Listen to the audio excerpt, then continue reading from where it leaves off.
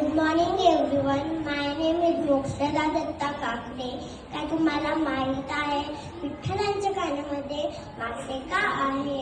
याबद्दल मी तुम्हाला एक छोटीशी स्टोरी सांगणार आहे. पंढरपूर गावामध्ये एक गरीब मासेवाला राहत होता. तो विठ्ठलांचा खूप मोठा भक्त होता. कोणतंही काम करायचा अगोदर तो विठ्ठलांचं नाव घ्यायचा, विठ्ठलांची पूजा करायचा. एक दिवशी त्याला वाटलं आपण विठ्ठलांना काहीतरी भेट देऊ, पण त्याच्याकडे पैसे नव्हते. तो गरीब होता, पण तो मासेमारी करायचा. त्याने टोपल्यामधून 2 मासे घेतले आणि मंदिरात गेला विठ्ठलांना द्यायला.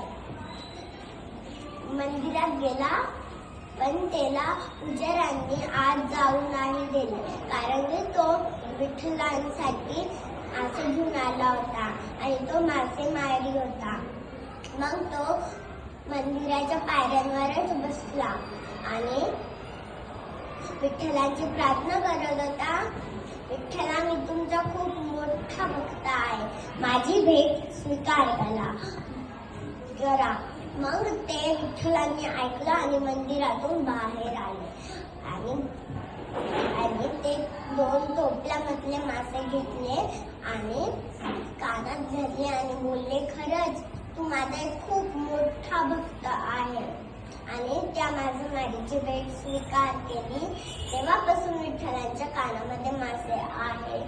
थँक्यू.